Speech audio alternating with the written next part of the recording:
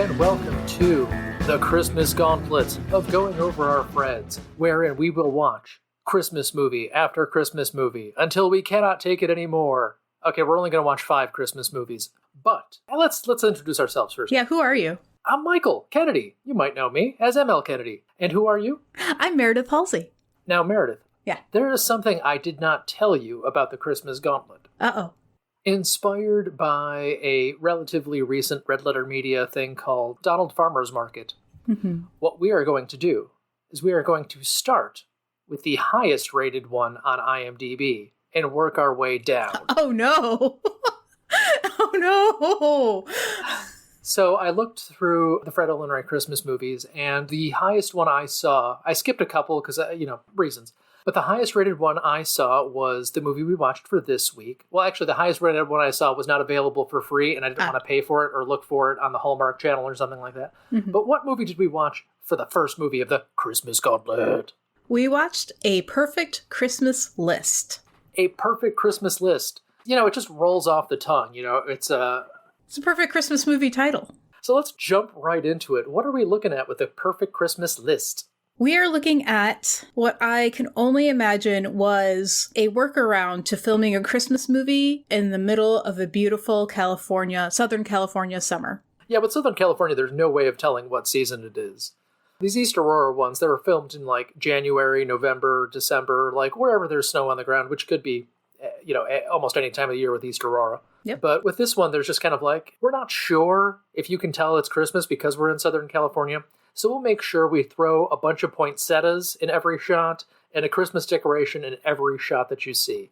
I believe that's even a strategy here. I've got the Bible of the Christmas Gauntlet. The Fred Olen Wright is writing the perfect Christmas TV movie that came out a few years ago.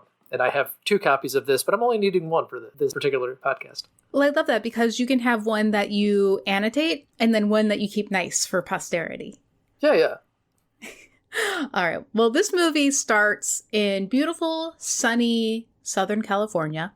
We are introduced to our protagonist. Her name is Sarah Edwin. She's the author of children's books where she's got a mouse protagonist that's always dealing with some Christmas situation. And evidently she writes and publishes a book a year. So every Christmas, the kids get a new mouse Christmas book. And she is very successful. I have to question you here, Meredith, because I don't think you were paying enough attention to this movie. Because the mouse is not a Christmas-specific mouse. The mouse goes east for Easter and does something that sounds like Thanksgiving for Thanksgiving. Oh, it is just it is a holiday mouse. I think it is denominational, though. I don't think it does anything for Hanukkah or, the mouse has a yummy Yom Kippur or anything like that. So we're a very specific flavor of Christian here. Yeah, and probably heteronormative, too. I don't want to question the mouse, but I'm pretty sure. Yeah. Like Christian undertones. Well, you're right. I was typing notes during the montage of her books, so I just was like, yeah, Christmas mouse. Wonderful. Well, it is Christmas. You can tell because she's reading a Christmas book on the street outside of a bookstore in the wind, like you do. You know how you have a bunch of kids sit on the sidewalk and read a book? I imagine that this is normal for sunny Southern California, right? I mean, it would never happen in a place where we have 4 seasons and people who actually use the sidewalk, but California's different. Yeah, I don't know from California. All I know is all my readings were either, well, for the most part, they're in basements. So yeah, I know. There's a bookstore in the neighborhood that I keep meaning to go to one of the readings. And all of those readings are in the basement. I have been in the basement. It's a little small and claustrophobic and is really a big reason that I'm not more excited to go. Look, unless it's at a place with a bar in the background or there are pipes overhead, it's not a real book reading, okay? I hate to tell it to you. Yeah. I did go to Connor's most recent Chicago book reading. It was in a bar, right? It was in a bar. And Frank and I got in the car and drove all the way up to the north side and made it happen. And it was nice because there was a bar. All right. Well, but this is for children. Sarah's reading a book for children. They're sitting outside in sunny Southern California. Book reading's done. She immediately gets a call from her dad, whose character's name is Tim. And I think that this guy is from Home Improvement. It is indeed. That is Richard Karn, who did not play Tim on Home Improvement, but who did play his handy sidekick, Al. Al, that's the name, yeah. Yeah, he was L. Borland. He was also one of the hosts of Family Feud. Like, right. I think he might have been after Louis Anderson. I know he was not particularly good at it, but yeah. So that's going to be Richard Karn. He and another one of our celebrities, according to Fred Olen Ray's Christmas book, he had for one day to film, which is kind of remarkable considering he's filming in like at least 3 locations. So, I mean, he really made good use of Richard Karn's time. Yeah, he did. I'm surprised. Oh, and I should say our lead here is, our author is Sarah. She's played by Ellen Holman, who you probably wouldn't recognize from anything. She was in like Roadhouse 2, which I forgot there was a Roadhouse 2. I did not know. Wow. Yeah, it's around the time of like the Net 2.0 and all the direct-to-DVD sequels of the early 2000s. She was also in that Matrix reboot thing that came out during the pandemic, The Matrix Resurrections, I want to say. Was that a cartoon? No, it was the one with Keanu and one of the Wachowskis. Wait, The Matrix 4? Yeah, Matrix 4, yeah. Oh, yeah, I haven't seen that. It's not very good. It's almost Gremlins 2-ish. Okay. And it's disdain for wanting to do a sequel, except Gremlins 2 has fun with it. And, like, I think we're being punished by watching The Matrix 4. But some people like it, I don't know. All right. But also, I would like to note that she also played a Swedish exchange student in an episode of Malcolm in the Middle, where Malcolm and Reese are trying to, like, get with these Swedish exchange students. So, well, they make the best hot chocolate. Of course, yeah. Swiss Misses. Yeah, absolutely. Wait, that's Switzerland. That's a different country. Shit. I'll cut it out. It's staying in. I don't edit this shit. I don't care. All right. So, Dad has called Sarah, says Grandma's hurt. So his mother-in-law, and he's asking real hard, like, please come home a little bit early for Christmas, or like, first, come home this Christmas because you haven't been home for the past several Christmases. 2, come home like now because Grandma really needs you and she's asking for you, and it would be a real big help to him. So I thought he was laying it on kind of thick because it's not like Sarah's a nurse. But, yeah. I guess that's the family dynamic. It's really going to make Grandma happy for Sarah to come home. So Sarah's like, oh, okay, I'll do it for you and Grandma. But she's not looking forward to it because there's some tension between her and her mom. She's not looking forward to that. Yeah, yeah. So Mom, I recognize Mom. She is one of the aunts from Sabrina the Teenage Witch. Yeah, that is Beth Broderick. She is Aunt Zelda. Caroline Ray was Aunt Helda, who I'm sure is in one of these Christmas movies somewhere as well. She was also on a sitcom called Hearts of Fire, which I don't think anybody remembers, but it was with John Ritter, R.I.P., and Marky Post, R.I.P., and the guy who played Beverly Leslie on Will and Grace, R.I.P., and Conchita Ferrell from, 2.5 Men, R.I.P., so it's a kind of a cursed sitcom, but the other 2 people on it are one of the like young guys from The Office who showed up on season 7, and Billy Bob Thornton. Billy Bob's doing great. Is he though? I don't know. What has he been doing for the last 15 years? I think I remember he had like a vial of blood that he wore around his neck, so maybe there's some witchcraft keeping him kicking. Oh yeah, and he was on one of those Amazon shows that doesn't exist, like Goliath. But anyway, so I would like to say, it really sounded like Sarah wasn't sure about coming in to visit Grandma in the hospital and coming home for Christmas because she said she had like a busy writer's schedule. But then we cut to the next scene, and it's them loading Grandma into the car. Grandma, by the way, Marion Ross, who is Mrs. C from Happy Days. Really? Yeah, she's SpongeBob's grandma. I mean... She looks so good. Wait, how old is this movie? This movie's from about 10 years ago, and Marion Ross, I believe, is still alive. She looks so good. I mean, she is old, too. Like, she is very old. She went to Northwestern. I think she might have actually been roommates with Cloris Leachman. And she went around the same time as Ed Asner, too, I want to say. What? And Ed Asner was, like, old 20 years ago in Long Dead. Yeah. But I could be making half of that up. I'm half remembering an old Gilbert Gottfried interview with her. Okay. But anyway, that doesn't matter. So they're loading everybody up in the car, and the doctor follows them out and gives the diagnosis in the parking lot, like all doctors do as they're loading Grandma up into the car. Normal. And then this is also the moment that Sarah arrives because she has timed her visit to show up in the parking lots the same time as Grandma is getting loaded into the car and receiving her diagnosis from the doctor. This is also to say that Marion Ross also did all of her scenes in one day of filming. So... Oh my God, wow! So this is why you have to compress these scenes into one location, even though it doesn't make any sense whatsoever that all of this stuff is happening here. And in order to keep the runner alive, the doctor here... actually, no, that's a different doctor. Never mind. There's 2 doctors in this. 2 doctors, yep. Yeah, this guy is Dr. Taylor, who's played by a guy named John Burke, who you won't know from anything, nope. So we can ignore him. We get a different doctor later who's an important doctor. Exactly. Yeah. Why did I have 2 doctors? Well, she had that fall, so I think the first doctor that we see is the emergency room doctor who had to see her right away to address the emergency. And so he checks her out. And basically the diagnosis is she has low blood pressure if she stands up too quickly. Who doesn't? Exactly. But the diagnosis really is grandma's getting on in years. She had a fall. Better start like taking it easy and resting and like making sure that she's back to 100% and standing up slowly. Normal stuff for, I mean, like she looked amazing. She looked in great shape, period, much less like for her age. So I think it's like overblown, but this is a convenient excuse to get the family together. Yeah. I mean, the diagnosis is Marion Ross was born in the 20s. Anyway, so they load up in the car. I assume they take 2 cars back to the house. I'm not sure. Everybody was in the parking lot. Okay, so when we get back to the family home, unloading grandma into the family home, she's going to stay with mom and dad until she gets better, and Sarah is staying with them for Christmas. Sarah and grandma have a chat, and grandma's just so disappointed that she won't be able to do all the things that she'd been planning for the holidays. So Sarah's like, oh no, like, what did you have planned? Maybe we can still do something. Grandma has a list typed up on a sheet of school-lined paper. Yeah, she's got loose leaf paper that's been printed on by a computer printer in like, grandmasfont.com or something like that. Yeah, exactly. And this is our roll credits perfect Christmas list. This is it.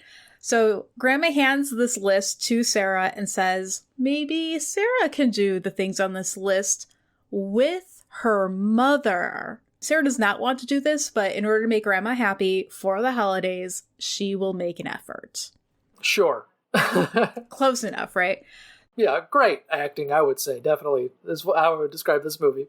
I think the thing that I was honestly most distracted by her was that her hair had a really nice dye job about 2 or 3 weeks before filming, and her roots were just starting to grow out. And at first, in the beginning scenes of the movie, I was like, oh, well, maybe shooting took a really long time and I'll see the variation in different scenes.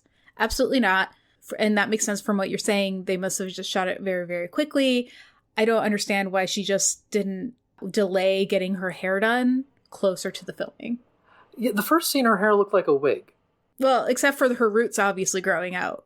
Yeah, I don't know, man. It is like overdone. It's like it's curled and has a lot of texture spray. Like, yeah, I can see how you'd think it was a wig, like a really good wig, or maybe I'm totally wrong and it's a fantastic wig, so much so that they like have roots in it. Whoa! Now we're looking through the looking glass. Okay, all right. Next scene. Dr. Reed. This is the doctor you were excited about. Oh yeah. He arrives to the house. So we meet Dr. Reed. Tell me. Yeah, so Dr. Reed is one of those, like, Christmas movie protagonists who is not good looking enough to be in actual movies. Oh. But in order to keep this runner alive, the only thing that I think I've ever seen this guy in is he was in a 2-part episode of Malcolm in the Middle. Oh, no. He was in the Picnic episode. I think he was part of like a 3-legged race with Reed, and he was playing like a George and Lenny type sort of guy. Okay. But his character here he is a doctor, but also a handyman, but also whatever the script might need at any point. I really thought he was faking being a doctor as soon as he pulls out his handyman card, because no doctors have time to also be a handyman. They're busy working as much as they can to pay off those student loans. Well, and it doesn't factor in to the plot at all that he's a doctor. That's the only reason that he's a doctor is to get him in the house and to have the conversation with the grandma that's the mom overhears. All right, so Dr. Reed comes to the house. Sarah answers the door. They are both struck by love at first sight, looking at each other. So he's here to see Grandma, checks her out. They're in a room alone together with the door shut. So Mom is obviously eavesdropping. She eavesdrops to the point where she misunderstands what they're saying. So Grandma says, I'm planning to sell my condo. I'm going to move, blah, blah, blah. I haven't told my kids yet, blah, blah, blah. Mom hears this and mishears things and thinks, oh, shit, Grandma's dying. She's got a week left. Yeah, she's got 2 weeks to live. So Mom runs and tells Dad, and they come to the following conclusions. 1, they will not let Grandma know that she's dying to respect her wishes of not telling them in the first place. And 2, they won't tell their daughter, Sarah, so that she is also not burdened with this knowledge.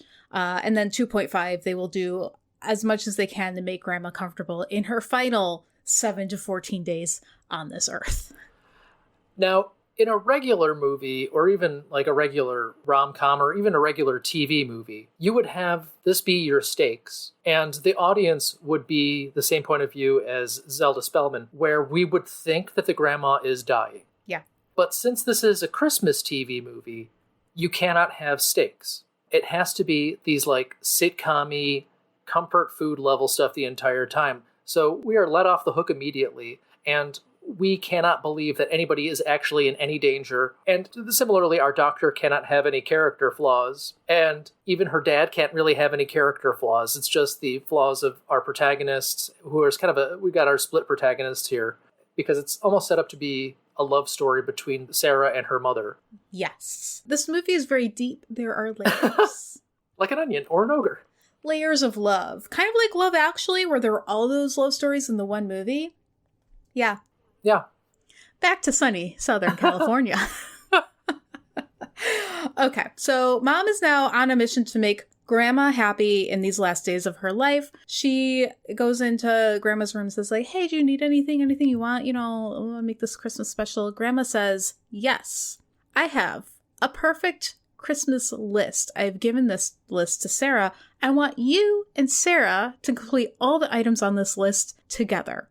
Now, Mom doesn't want to do this any more than Sarah does, but Grandma's dying. And she's like, that's overriding her lack of wanting to hang out with her daughter. Because they've got like tension. They've got years. Like everybody knows, mother-daughters, it's a problem. They are just complete assholes to each other in the first half of this movie, though. Yeah. Like, it's not even standard mother-daughter stuff. It's just like... No. You have a totally non-standard understanding of mother-daughter relationships because your wife has a super positive, like abnormally loving relationship with her mother, and that has trickled down to your daughter and your wife's relationship, and I have never seen anything else like it in my life. This movie's normal. Okay. Maybe not even to each other, but both mother and daughter in this movie are assholes. Oh, yeah. Because they're set up to be the same kind of personality. That's what the dad is always saying. It's just like, you're just like your mom. Yeah. All right, my day's over soon. Give me my paycheck. Yeah. I think that they cut that part out, but that was in the original filming. All right, so now we're set up, like, both Sarah and her mom are going to do the Christmas list for Grandma's sake. Now we get to it. Item number 1, bake Christmas cookies. My God, we spend so long before we're finished with item number 1 on the list. I'm like, How the fuck many things do we got on this list? Mm-hmm. So the big fight here is that, so they're both like supposed to be like type A, anal retentive, overbearing. But the mom wants to use a store-bought cookie dough inside of a cookie gun, which are 2 separate things. First off, you get store-bought cookie dough, or you have a cookie gun. I suppose you could load the store-bought cookie dough into the cookie gun, but they act like it's like an as-seen-on-TV product in this movie. Yeah, I'd never seen such a product before in my life. It seemed how they presented it is that you would have to get the pre-made cookie dough and load it up. Yeah, no, I mean, you can just have a Christmas cookie gun. It's a perfectly cromulent way to make cookies. Mm-hmm. It's like you make the cookie dough, you load it into the gun, and then it's basically like making a cookie cutter cookie. You select different end pieces, and then you squeeze it like a caulk gun, and it shoots out the cookies. That's cool. But here they act like it's a factory press or something like that.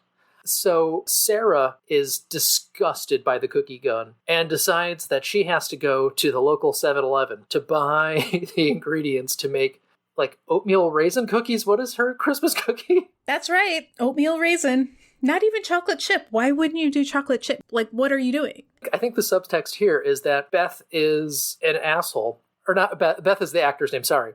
Sarah, yeah. Sarah is an asshole. And she is not only judging everything she buys in the store, but then she meets the doctor in the store and starts saying, like, what are you doing? You're buying this disgusting baconated butter, you're buying these horrible hot dogs, and you're buying this gross lemonade that would only be suitable for kids, maybe orphans at the end of the movie. Spoilers. This is also where we learn that the doctor is a handyman. He gives her a card. It's one of those little business cards. It's got a ruler on the bottom and his phone number. And I think that's the only reason. No, there's 2 reasons for him to be a handyman, but this is one of them, to give her his number. Yeah, but we're done with him being a doctor. It doesn't matter that he's a doctor anymore. He doesn't have to do anything doctor related. Correct. Yes. He's never actually seen wearing doctor's clothes or in a hospital or in an office or anything. Okay. He could be lying about the whole. He just tricks old ladies into thinking he's doctors. Exactly. Well, spoiler alert, Grandma loves the cookies. Everybody loves the cookies. You know, because the dish that we serve here to everybody is 3 big oatmeal cookies on a plate. You just give it to Marion Ross, then you give one to Richard Karn, and then you fade away and do the next thing on the list, I guess. Everybody gets overly puffy oatmeal cookies. Yep. Yep. I think that means there was too much baking soda, but what do I know? I'm not making Christmas cookies this year. They should have used the bacon butter. Maybe. Yeah. Give that savory saltiness. Yeah. Okay, so the evening ends for the family, and then Sarah goes out to the local neighborhood bar, ends up having heart-to-heart with the local bartender. I don't know if they knew each other beforehand. I don't think so, and she's never seen again. It's like all of a sudden she's just bearing her soul to this bartender who doesn't show up before or after. Yes. This is really the Katie Schneider part. I don't know who played it in this movie, but I mean, clearly, this is what you have her for. Truly. So we just get some exposition about like the history of tension between Sarah and her mother. And Sarah's mom was overly critical of her decisions growing up and throughout her young adulthood. And Sarah doesn't feel that her mom respects her choice of profession as a highly successful children's book author. Nothing unusual. All of our mothers, except for your wife's mother, really judge us harshly about our choices. Next day, list item number 2, get a real Christmas tree. Oh, Jesus, yeah. Yeah, we have such a proud tradition of getting real Christmas trees here in Southern California. Immediately, we run into some roadblocks. I don't know what about this is authentic for Southern California. Like, I'm willing to take all of this as real things that happen. The first problem is there were no Christmas tree farms within 100 miles. So they would have to dedicate days to doing this, and they don't want to. They don't have time for this shit. Yeah, it's like 100 miles away. Anne's grandma insists that they have to cut down their own tree for some reason.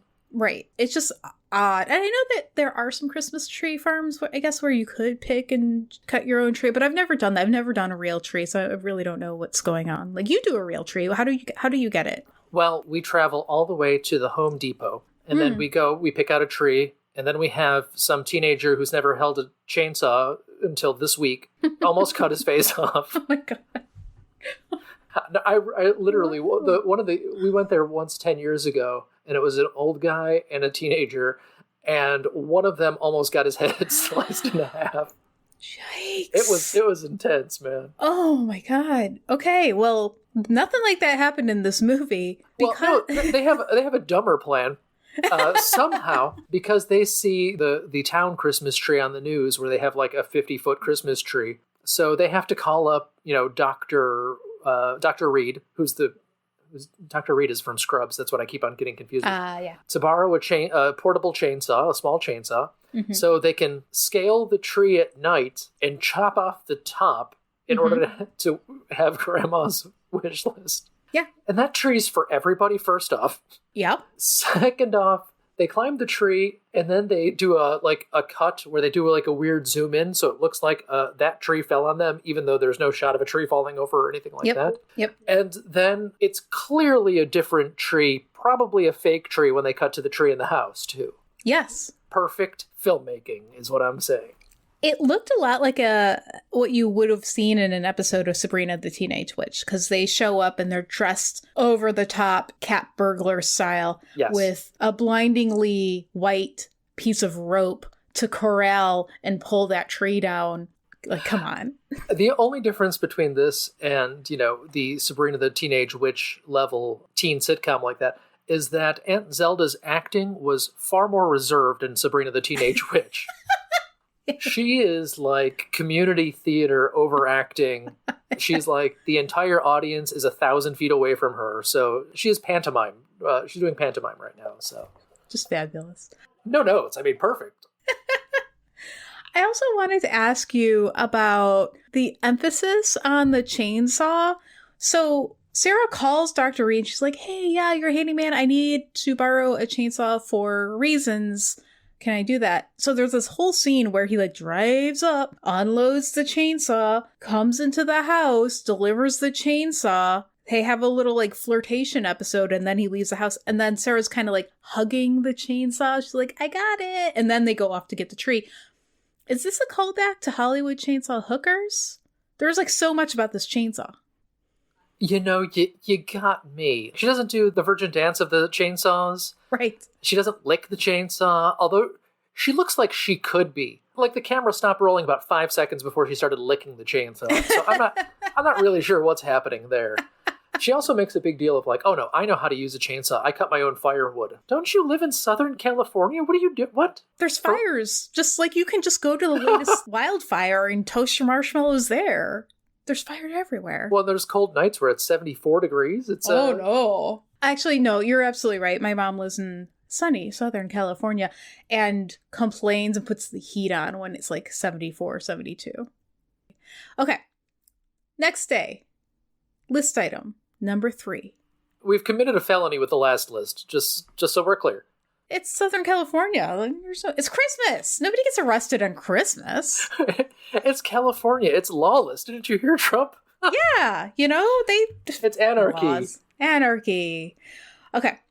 List item number 3. Make the perfect Christmas card. Yeah, because you really make your Christmas cards, what? One by one. One by one, the week of Christmas. And each Christmas card has its own unique picture. Like your family's history of printed photographs, you lost the negatives to these photos ages ago, cut them up, put them on a card, and give those cards to friends, family, acquaintances. Yeah, it was really weird. I don't understand this at all, but Grandma shuffles downstairs and films in a third location. Good for Grandma. And they're going through pictures, and they're like, who's this hippie? And then it turns out to be the same man that is a picture of the Marine in full dress uniform, who we've seen in the background of other things, who turns out to be Grandpa / Dad. And they say some line about like, he is just like you. He held his head up high and stood out in a crowd. That's probably what killed him in Vietnam. It was like, it was not done for comedy, but it was just so dark and out of nowhere. It also doesn't connect to anything else in the rest of the movie. It's a Fred Olen Ray movie, so it's like, we respect our troops is part of the... Oh, that's a great point. That's got to be a subsection of everything. I mean, it's all going to play second fiddle to the kid stealing the mirror. And it's only because his dad's away in Afghanistan. Maybe you, Prince of Genovia, can get him out. Too true. But during the reminiscing and looking through all the photographs, they were reminiscing and connecting as a family. So Grandma's super happy, and Sarah is a little bit more buttered up to be more sympathetic to her mother. After the whole photo conversation about dead Grandpa, Sarah goes back to the garage where she had like picked up a box of photos, and there's another box of like Sarah's old stuff. So she's in there. Dr. Reed pops up out of nowhere, scares the shit out of Sarah. Immediately I'm like, okay, Halloween, Christmas, awesome, love it. But no, he's just there to pick up his chainsaw and ask her out.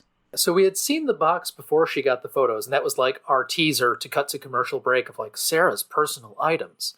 And then when the doctor shows up, she's like pulling at a skating unitard and like has a pair of ice skates in her hand to like set up that she's this amazing ice skater.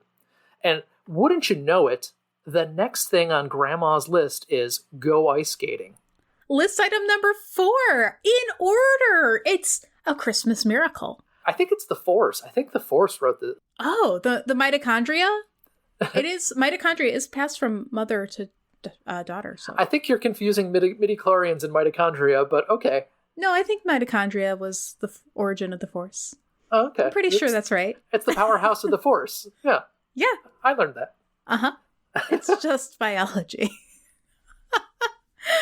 Okay. So Sarah's got skates in her hand. Dr. Reed is like, let's go skating. I'm asking you out on a date. She makes it seem like she wasn't that good of a skater and that maybe he could give her a lesson or something, some bullshit. Women mind tricks, that's what that is. Oh, yeah. Well, the mind tricks are enabled by the mitochondria. Yeah, exactly. Yeah, exactly. These are not the skates you're looking for. Exactly. All right, but so because of the list item, it's now kind of a date with Mom. So Dr. Reed and Sarah are skating and Mom's like, oh, great, I'd love to see you skate again. So immediately Dr. Reed's like, oh, you don't need lessons. And Sarah's like, Mom. But they didn't even hire an actor who was a good skater. Yeah, no.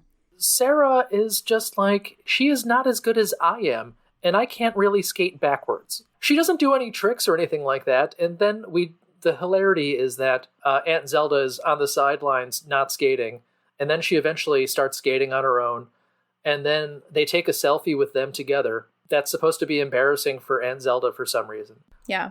And Sarah is the only one that falls while skating, too. Well, I think she did it for attention. She's like, whoops, I'm on my ass. And Dr. Reed had skated away, but he came right back.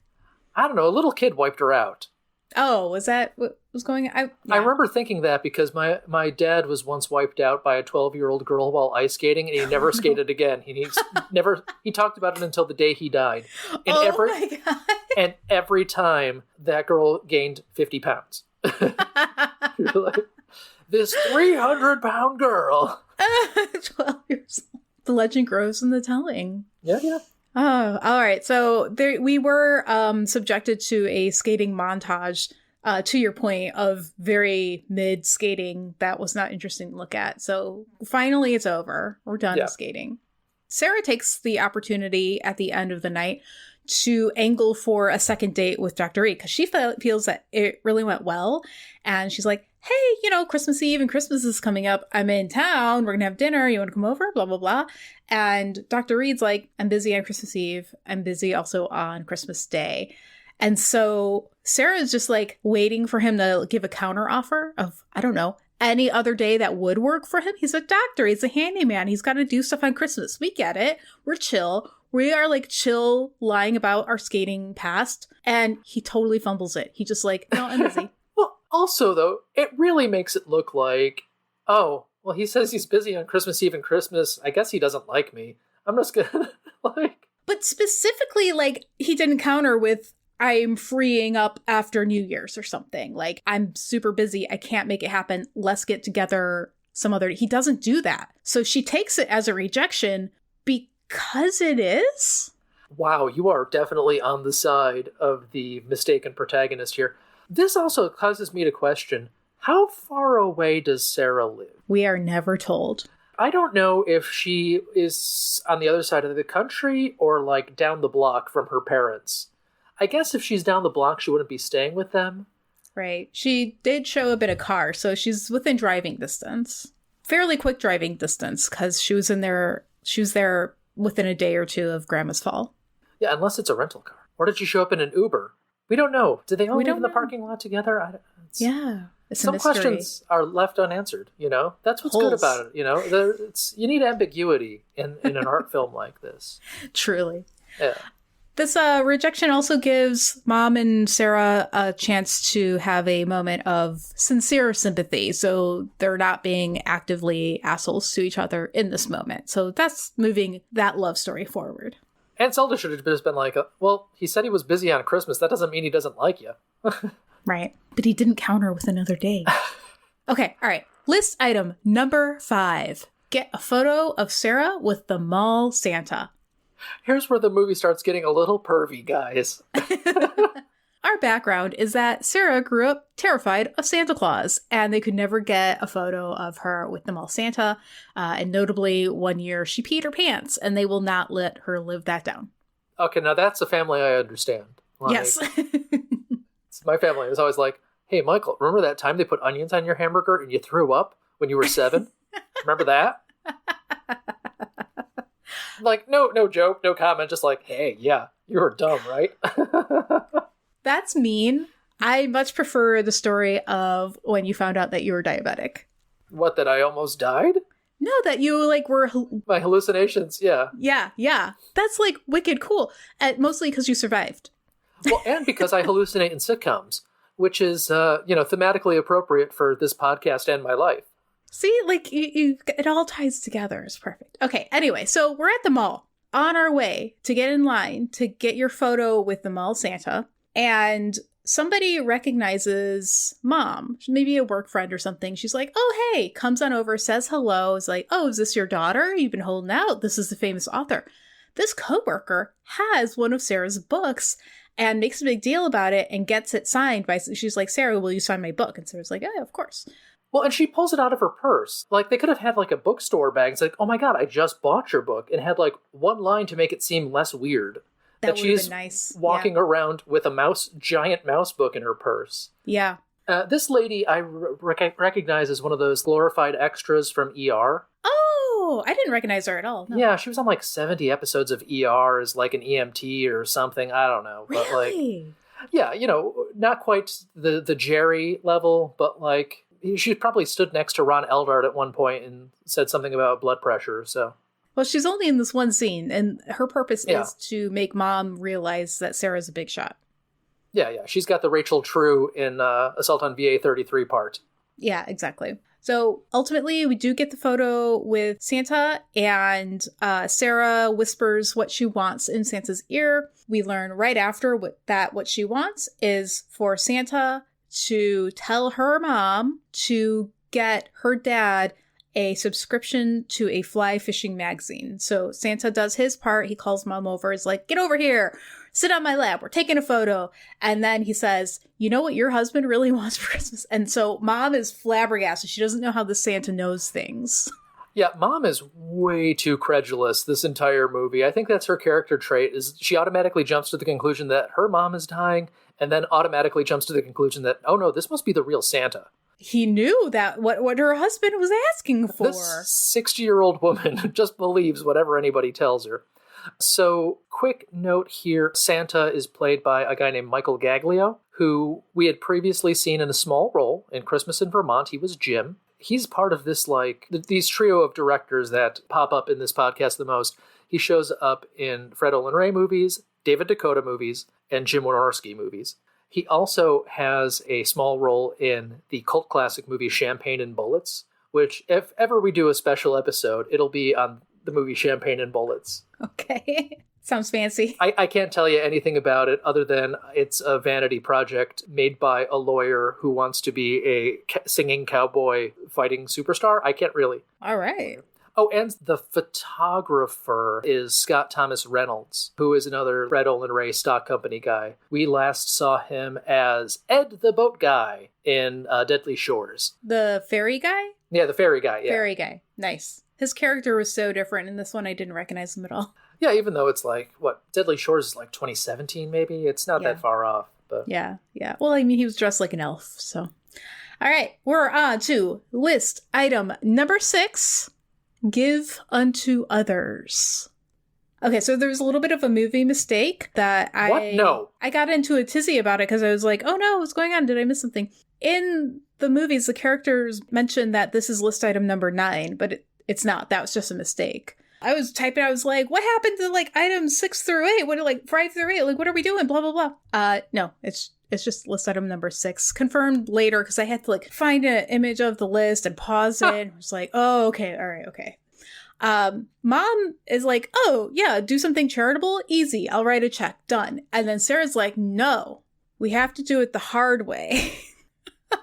You know what's more generous than giving your own money?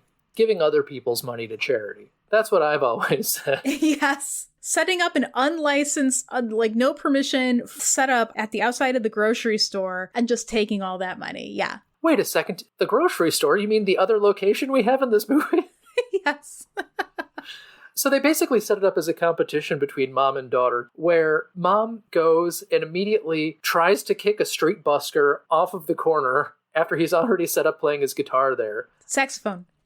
Sorry. I don't know why I thought guitar. I was thinking guitar case because, that's how you get the money. But yeah. He's got a saxophone. So what does she do? She bribes him? She gives him like $10 or something like that? Yeah, exactly. She's like, move 10 feet that way, I'll give you this money. And he's playing some like Christmassy jingle. Yeah, he plays a Christmassy jingle and they're like, hey, it's Christmas. Make it Christmassy. Yeah. And so he plays more Christmassy Christmas music, I guess. I don't know. Yeah, Christmassy. Sarah and her mom are both dressed as like sexy Mrs. Claus in red short skirts. For the kids. Yeah, at the grocery store. This is totally normal. They have Salvation Army style red buckets and bells. And Sarah, she starts out strong and she's getting a lot of money. And then mom's like, what does she have that I don't have? She's asking the saxophone player. He stops playing, looks at them. He says, her skirt's shorter.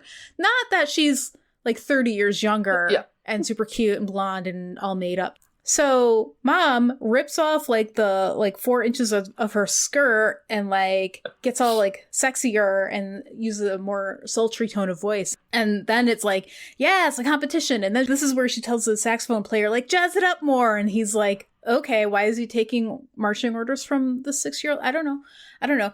But then people come out of the grocery store and start swing dancing. There's guys with brooms who are keeping the beat. And then, professional dancers out front doing some choreo that they came up with 5 minutes before filming started. And Aunt Zelda starts seducing everyone who's into gilfs. Yep. This is exactly what you want in your Christmas movie. So it takes them no time at all. And this is a little bit of a suspension of disbelief. And I know it's a Christmas movie, but here we are in sunny Southern California near the solstice.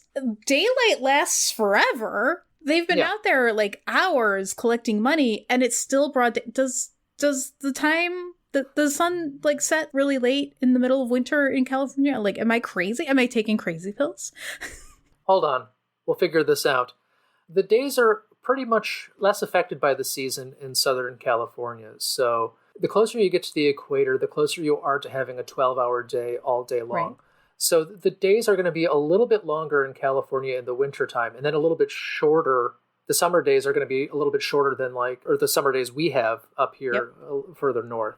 So, I mean, it's probably going to be a slightly later sunset, but it's still going to be a less than 12-hour day. Around Christmas time, it's basically dark at like 4 o'clock here. Yeah, it's like pitch black by like 4:30. So in California, if they've got like a little bit longer day, I would imagine it's still going to be pitch black by 6:30 if they get like a generous 2 extra hours. It's pretty much just the middle of the day this entire movie, though. Yeah, it's high noon. They've eaten like 4 times, but only breakfast at this point. They love breakfast. It's a breakfast family. It's a cinnamon roll family. The first time they have breakfast in this movie, they say like, oh, your mom doesn't cook breakfast. What's happening here? She never makes a big family breakfast. And then they have nothing but breakfast the rest of the movie. She went all in to the exclusion of other meals. She's like, breakfast is my thing now. This movie cannot decide what its characters are at any time because like both mother and daughter will trade off which one is uptight at any given moment. Yes. And I guess that's because they're both so much alike, but it's also impossible to keep track of who's going to act like what at any point. Like who's needling whom. Fundraising, successful. They grab the money and run. They do not give anything to the saxophone player aside from that initial bribe. Yeah. He put in so much work. He brought the crowd in. He created the atmosphere. He jazzed it up. He created the music for the swing dancers to swing to. I thought that was outrageous and wrong. And it's a bunch of white people stealing from a person of color. Oh, yeah. They kicked him off his corner. Yeah. They gave him a little bit of money. They took all the money from the crowd, and then they peaced out. Exactly. Oh, I did not mention the actor who played the saxophonist is the guy whose name is Ajay Kirkland. And I have to mention him because he played Sam Major in the casino episode of Malcolm in the Middle. So this is basically a Malcolm in the Middle movie? Yeah, it's like the worst episode of Malcolm in the Middle, because Malcolm in the Middle only has pretty good episodes, so... Incredible. Love that. Well, do you think that he actually played the saxophone? That's one of those instruments that's probably easier to fake because I don't know how it works. It's not like you can see if he's really blowing or not. And I'm sure those buttons and keys do stuff, but who the hell knows what they do? There's no way of knowing. There's no way of knowing. Yeah. There's no way. No, nobody's ever going to know. Okay. Now, just a date check. This is happening on Christmas Eve. So they've done a bunch of fundraising. They've got fistfuls of cash. They run to a store, buy a bunch of toys and shit for children, all wrapped up. So they get them in like big red sacks, and then they haul ass to an orphanage to deliver gifts to orphans. Yeah, you know where your local orphanage, right, is? I know where the local orphanage is. I know that all the stores are open on Christmas Eve to do wrapping service. Like, what? At the orphanage, lo and behold, they are preparing Christmas Eve dinner, and it's hot dogs. And where have we seen a bunch of hot dogs before? Dr. Reed shows up. He's been spending all of his time at the orphanage. I don't know where he gets the time because he's a doctor and a handyman. And the orphanage employee says he spends so much time at the orphanage. He's clearly a Frank Abagnale, Catch Me If You Can type of person who's just pretending to be all these things. But no, he has to pretend to be all these things because he was an orphan too. And that's why, but no one would ever love him. So... He was an orphan. He grew up at the orphanage, somehow managed to get through medical school without a crushing load of student debt, because otherwise he would be spending all his time doctoring. Well, he was on the orphan scholarship. Oh, right. Oh, that makes sense. Yeah. It's special for poor orphans. It's called Porphans. They've got their own Pell Grant. It's the Porphin Pell Grant. A lot of people don't know about that. Today, we're learning. We're learning that orphanages still exist and that they've got a direct orphan to med school pipeline. That's great. Love that. They'll change into orphanarium soon, I think. That's what Futurama has taught me. All right. So not only has he redeemed himself in Sarah's eyes, she's like, oh, he had such a good reason for not countering with another day for a second date, whatever. He also uses a cookie gun. So mom's like, ha. And we're having like a warm, glowy Christmas feeling.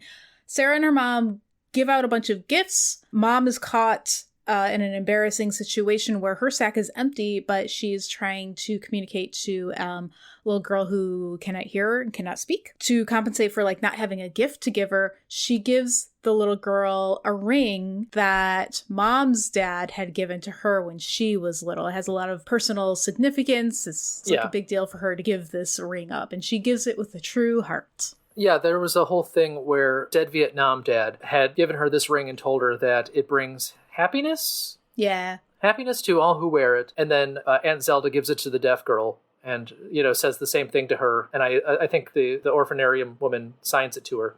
Is it this scene or the next scene where they describe that girl as, oh, she can't hear and she can't speak. That's why her parents didn't want her, we think.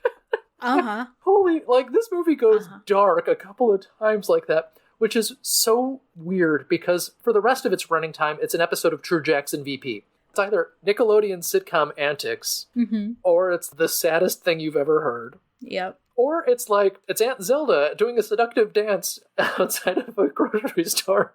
Oh my gosh. Okay.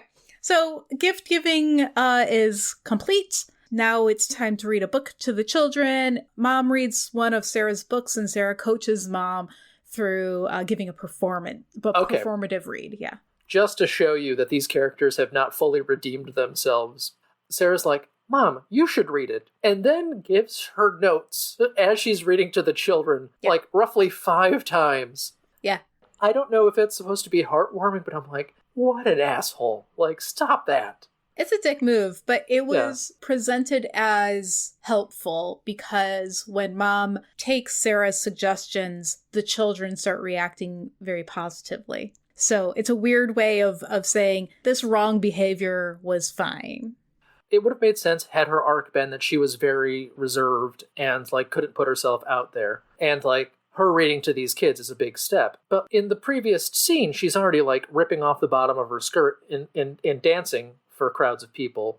And she's been overacting this entire movie. So it's not like she's been, held inside. And meanwhile, our, daughter character, our Sarah character, her dad has to have a conversation with her basically saying, "You are such an asshole, that's why no man loves you. You're just like your mom." Yeah, and she's still that way. Yeah. But whatever. So they invite all the orphans back to the house for Christmas dinner? Is that what happens? Yeah, it was more like a Christmas lunch. It could have been dinner because they had several full roasted turkeys on the table, but it looked like high noon outside. Well, yeah, because they already ate the hot dogs, right? Yeah, they had the hot dogs on Christmas Eve, but now we're on Christmas Day and all the orphans are at the house. And then Grandma knows sign language because of somebody in her community, her bridge partner. Yeah. She cheats at bridge. And she talks to the deaf girl. And then Aunt Zelda learns the lesson. Well, eavesdropping got me into this mess. Eavesdropping will get me out. And has the woman in charge of the orphanarium listen in on their conversation in sign language and tell her what they're saying. And that's when she finds out that her mom is not really dying. Yes. As opposed to just like talking to her mom at any point in this movie and asking, "Hey, Mom, are you dying?" I mean, if she'd done that, there would be no movie. And this way... there's a movie. Yeah, like 80, 90-year-old grandma gets to sign to a 12-year-old girl the details of her plans to sell her condo and move. Because that's what the kids love. Yeah, that's what they want to talk about on Christmas Day. Meanwhile, the kid's like, "I was thinking about getting a cochlear implant, but your thing's interesting too." Yes. Well, Mom faints from the shock of joy that her mom is not dying. She's a little disappointed that the mom's not dying. I'm going to go ahead and say it. I guess. I did read this short story once upon a time, 1,000,000 years ago. It takes place in the 1860s, 1880s, and everybody's like in mourning dress. We're mourning this young woman's husband who has died. There's reports from his death. He went traveling and he died out there. And everybody's talking about like how she's taking it so hard. She's very silent. She won't move. She's like very like still and like reserved, keeping everything inside until the deceased... Turns out he's not dead. He walks into the room. They're all gathered in one room. He walks in and the young woman, she like stands up and then immediately keels over dead. And all the characters in the story were like, "Oh my gosh, she died from joy." The shock of learning that her husband was still alive killed her. She must have been overwhelmed with joy. Whereas it was actually, she had been inwardly keeping all of her emotions inside because she was rejoicing that he was like a bad guy. And then she died from shock and fear and despair. Anyway, so that's what I thought of when Mom fainted. Well, and that's the important lesson of Victorian England, is that feelings can kill you. Best not have them. We have the legacy of that in American society, which I think this movie was very much exploring in depth. Luckily, Dr. Reed's there. He was dressed as Santa for the kids, so he checks out Mom. She's fine. We're happy about that. Oh, no, yes. See, it was important that he was a doctor because he had to say, "Hey, this lady who just fell on the floor, she's probably okay." This is where we learn that he grew up at the orphanage because Mom says, like, "You're such a good guy. You're so great with these kids." And he's like, "Yeah, I grew up there. It's cool. I'm cool." I speak orphan. Mom gets Sarah to sign one of the books and she's like, "Oh, she's like, "No, it's for me." And so Sarah's like, her ego is fluffed up by that. And then they read, or like give a copy of one of the mouse books to all the kids as a gift. Yeah, it must be her car because she's got all those books in the trunk. Yes, she brought a bunch of books, yes. Yeah, because she was just doing the book tour and she had all those books in the trunk.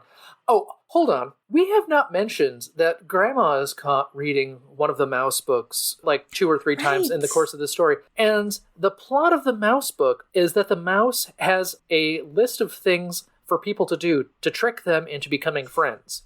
That's true. Yes. Yes. And at no point does Sarah like, "Wait a second. Am I being manipulated by Grandma in the manner that my mouse has manipulated people?" Very cute. And like the grandma is just like, "What are you talking about? No, of course not. That's ridiculous. Go do my thing now." All right. So we're at the end, but there's one more item on that list. Item number 7. Have a white Christmas. So going way back to when Grandma set this all up. So they kick out all the people of color. Well, obviously. But back when Grandma was first introducing why she put this list together in the first place, before she had her fall, she was just reminiscing about Christmases that she used to have back when she lived in Vermont. So Fredo and Ray is just bringing that Vermont in. And she's like, remember when we had nice Christmases in Vermont and it was snowy and blah, blah, blah. So that's where this comes in. She's like, you have to have a white Christmas. Well, and White Christmas takes place in Vermont, which must be beautiful this time of year. All that snow. All that snow. Yeah. And there's not a lot of people of color in Vermont. It's not really a welcoming place. I've never been. It's like a whiter version of Massachusetts, and Massachusetts is pretty white. Anyway, all the kids run outside. Lo and behold, it's snowing. Somebody rigged up a snow machine. It's incredible. Turns out this was a surprise by Dr. Reed, who was speaking to Grandma on the side, and Grandma got him to do it so that they all could have a white Christmas. The magic of snow, and all the kids are dancing around in the snow machine. Dr. Reed asks Sarah to move back. We don't know from where. We don't know how big of an ask this is. They have been on one date. And she counters with, you know what? Let's have kids. They kiss. The end. Yeah. It's not a big deal for her to move there because her family already lives there. And her best friend in the world, that one woman she talked to in the bar once. Yeah. She already lives there. She works from home. She's an author, so... Yeah. I'm sure she can break her lease. It's fine. She's a wealthy authoress. Exactly. Wow. We did it. We did it. I do have this book on the perfect Christmas TV movie. Basically, all of these TV Christmas movies, Fred Olen Ray has a little story structure here where they're broken into an 8-act structure in order to fit into commercial breaks and stuff like that. Okay. So, for instance, Act 1 is 20 pages. You establish your main characters. You establish the protagonist's life. The heroine and hero cross paths either by page 10 or 20, and end each act with a cliffhanger, revelation, or meaningful moment. So this movie, I actually had trouble. I didn't really spot the obvious commercial breaks. It could be filmed like an actual movie and just kind of broken up like that. Fred Olen Ray also spends half this book just breaking down the plots of these movies. Mm-hmm. It's listed as a 9-act structure where he breaks it down into 9 acts. What is it, Fred Olen Ray? Is it 8 or 9 acts? This is important. But, if you ever want to know, how many pages of work it is, this is a 101-page screenplay. So the old rule of a minute per page is about true in this case. And the only other note I have of this, romance begins to blossom between Sarah and the young doctor as she contemplates her next book, The Mouse Who Set Up House, which I believe was the title told to her by the bartender. So it's, it's all full circle. Every piece fits together like a puzzle box in this movie. Yeah, those beautiful handcrafted puzzle boxes that are popular Christmas gifts. Exactly, like in Hellraiser. Yeah, just gorgeous.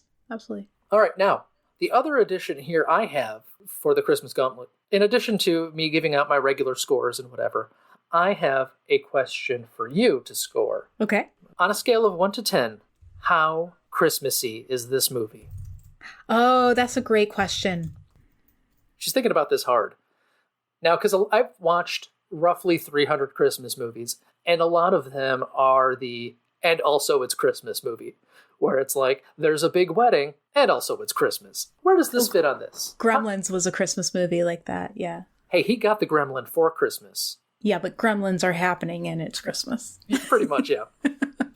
I had a really hard time suspending my disbelief and getting into the movie because it was in Southern California. Yeah. Honestly, I know that people actually live there and there's lots of climates where you don't get 4 seasons or you'll just have a rainy season and a hot season. I understand that.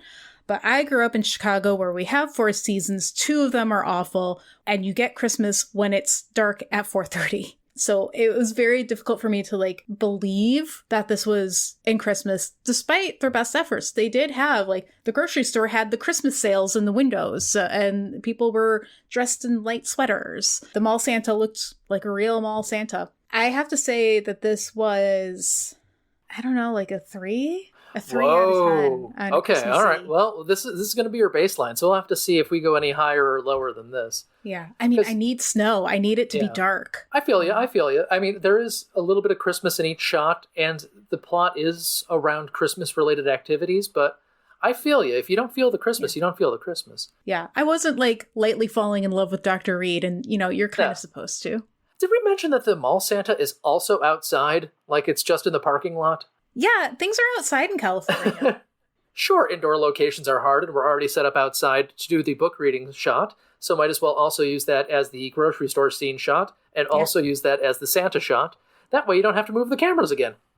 yes, on the time savings, but also things are just outside out there. In Southern California, they had this whole airport. It's just outside. I think it's like the Long Beach airport. It's just outside. There's no indoors. Well, airplanes don't fit indoors. I mean, they're maybe in hangars. The terminal is outside. You're trolling me. Everything's outside in California. Okay, anyway. Speaking of using one set for a bunch of scenes and saving so much time on filming by having actors come in for one day, tell me what you think about the quality and production value of this movie. God, I feel like it's got to be on the curve of a TV Christmas movie, but I'm going to still say it's a solid 6. Things are in focus. Like, it has the most horrible scoring of, like, this is a comedic Christmas movie background sound all the time. Like, doot, doot, doot, doot, doot. You know, that sort of like, yeah. Barry Sonnenfeld said it best. Never let them know you're making a comedy. Oh. Yes. What do you rate this in terms of entertainment? Solid 5. Like, there's some moments where you're just like, what?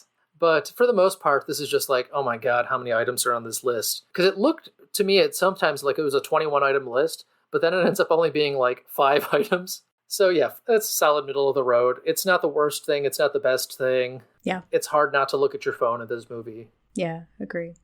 How did it make sense? Yeah, God, this is kind of like a Matisse level of sense. Okay. Where if you get up close to it, it doesn't make sense. But, you know, from far enough away, if you're watching it in the background, it makes good enough sense. So I'm going to say a 4, even though I think, you know, again, part of the problem with the Christmas movie is that it resists having stakes, and motivations are always nebulous in these things. The motivations never made sense, and none of that is really buttressed up by quality acting. Jen was watching this movie with me, and she was watching Richard Karn in particular, and she's like, has he always been this bad of an actor?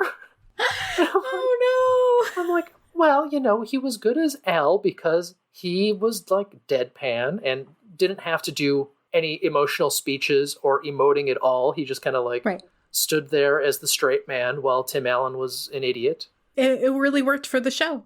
The entire time he was probably just sitting there like checking his watch saying, I used to work with Pamela Anderson. Now look at me. Now look at me. Oh my gosh. Yeah. Effort. Oh God. I think as what happens in Fred Olen Ray's movies a lot is like some of these people are trying too hard, and Zelda is out there flapping her arm like she's trying to put out a fire. I'm gonna have to just go middle of the road here. 5. This is gonna be our baseline movie, and we'll have to judge everything by this and the rest of the gauntlet because I don't want to go too far in either direction because again, this one is like a 5.4 on IMDb, and we've got to get down to, I think, what the bottom movie is. Hold, please. Oh, no, this is a 5.6, and we're only going as low as 4.5. So there's not that much. That's not bad. That's not that much variation, but yeah. Also, who's going to watch an entire Christmas movie and then put it on IMDb and like say, no, 2? Maybe us. I don't know. Maybe us. I don't know. Man. Well, what are we watching next time? I'm going to let you pick. I've got 2 options for you. Are you ready? Mm-hmm. Yes. Our next one can be either A Christmas in Royal Fashion, which involves royalty and a fashion show, or A Wedding for Christmas, which has a high potential of being and also it's Christmas movie. And they're rated the same? They're rated about the same. They're like 0.1 different, I think, on IMDb. Let's do the Fashion Week one. Fashion. Okay. A Christmas in Royal Fashion. Well, I'm looking forward to it. One thing that I did this weekend was design our Christmas cards for this year. Normally, Frank and I don't do a photo Christmas card, but we have a good photo for this year. I'm really excited about it. So already getting into the holiday spirit.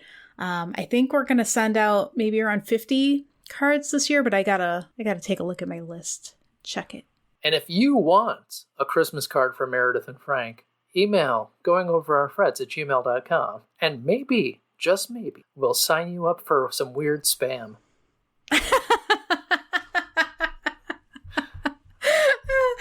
I mean, depending on the timing, if somebody like emails right away, I might be able to get them in, but if we'll see. If we can't get you in, we'll get you a nice subscription to Black Inches magazine.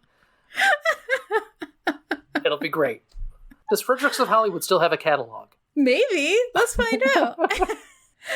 All right. Well, until next time. Stay Christmassy, San Diego.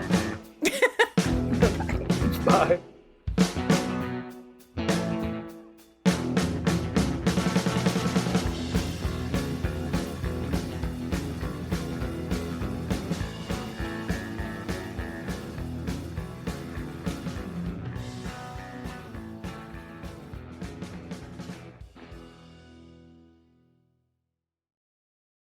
Going Over Our Freds was created and produced by us, Michael Kennedy and Meredith Halsey. Our theme was composed and performed by Justin Nozick. Find more music for him at Bandcamp. Search for The Plague Physicians. Artwork by Michael Kennedy. Special thanks to everyone who helped make the season possible, including the friends and family who let us watch these movies instead of this year's Academy Award nominees. And thank you for listening. If you'd like to hear more from us, subscribe to Going Over Our Freds on your favorite podcast app. Follow us on Twitter at Goof Podcast, and find us on Instagram at Going Over Our Freds. This podcast is for entertainment purposes only. For questions, comments, and complaints, email us at goingoverourfreds@gmail.com. Thanks.